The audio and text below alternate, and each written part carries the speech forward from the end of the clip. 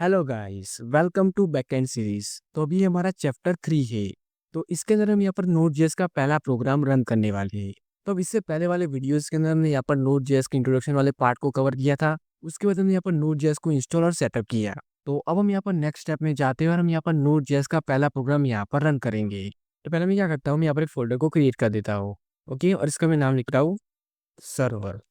और अब इसे मैं यहाँ पर वीएस कोड के अंदर ओपन कर देता हूँ। तो मैं यहाँ पर राइट क्लिक करता हूँ और इसे हम यहाँ पर टर्मिनल के अंदर ओपन कर देते हैं। और हम यहाँ पर इसे वीएस कोड के अंदर ओपन करना है, तो हम यहाँ पर लिखना है कोड डॉट। ओके, यहाँ पर हमारा वीएस कोड के अंदर ओपन हो जाएगा।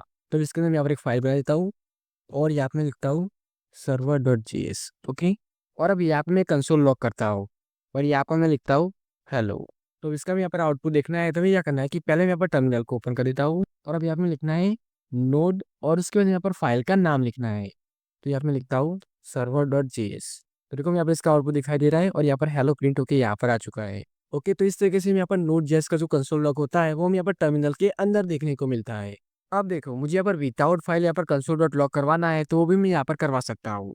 तो उसके लिए यहाँ पर RAPL को यूज़ करते हैं। तो मैं क्या करना है कि यहाँ पर लिखना है नोड। ओके, और अब हम यहाँ पर जो भी लॉजिक को अप्लाई करेंगे उसका हम यहाँ पर डायरेक्ट यहाँ पर आउटपुट देखने को मिलेगा। जैसे कि मैं यहाँ पर एक कंसोल लॉग बना देता हूँ।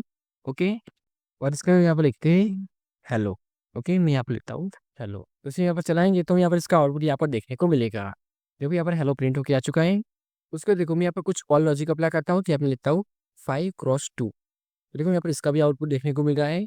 तो इस तरीके से हम यहाँ पर विदाउट फाइल भी यहाँ पर लॉजिक को अप्लाई करके उसका आउटपुट देख सकते हैं।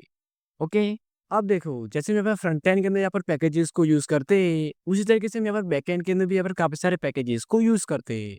तो जो हमारे सभी पैकेजेस होते हैं उनकी डिटेल तो यहाँ पर नोड मॉड्यूल, उसके बाद यहाँ पर पैकेज डॉट जेसन, उन सभी के अंदर यहाँ पर स्टोर होती है।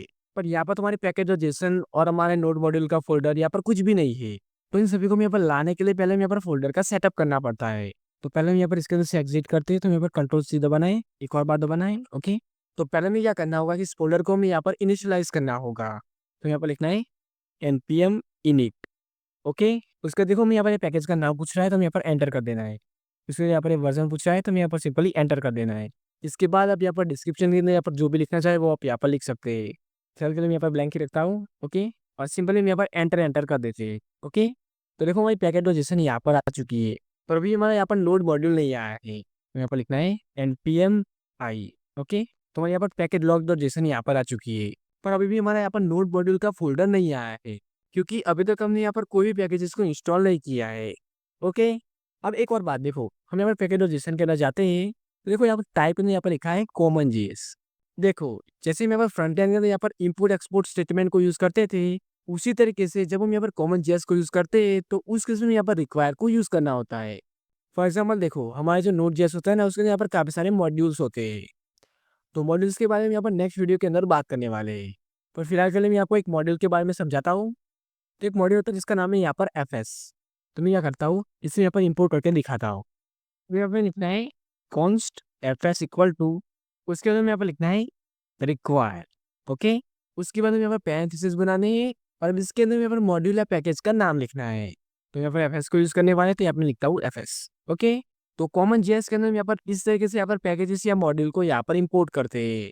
अब देखो, अगर आप यहाँ पर इंपोर्ट एक्सपोर्ट स्टेटमेंट को यूज करना चाहते हैं, तो आपको क्या करना है कि आपको यहाँ पर पैकेज डॉट जेसन के अंदर जाना है और यहाँ पर टाइप करना, यहाँ पर जो कॉमन जेएस है ना उसे आपको यहाँ से निकाल देना है और यहाँ पर आपको लिखना है मॉड्यूल। ओके, तो अब आप यहाँ पर पैकेजेस या मॉड्यूल को इंपोर्ट करने के लिए आप यहाँ पर इंपोर्ट एक्सपोर्ट स्टेटमेंट को यूज कर सकते हैं। तो इस टाइप से हमारा यहाँ पर कॉमन जेएस और मॉड्यूल वर्क करता है। फिलहाल के लिए मैं यहाँ पर से कॉमन जेएस ही कर देता हूँ। ओके, सो गाइस, अब ये था हमारा आज का वीडियो। सो गाइस, अभी तक आपने हमारी बैकएंड की सीरीज को एक्सेस नहीं किया है, तो मैं उसकी प्लेलिस्ट की लिंक आपको डिस्क्रिप्शन में प्रोवाइड करा दूंगा, तो आप वहां से उसे एक्सेस कर सकते हैं। और अभी तक आपने हमारे चैनल को सब्सक्राइब नहीं किया है, तो प्लीज सब्सक्राइब कर देना है, जिससे कि हमारे आने वाले सभी वीडियोस की नोटिफिकेशन आपको मिलती रहे। So guys, thanks for watching and I will meet you in next one.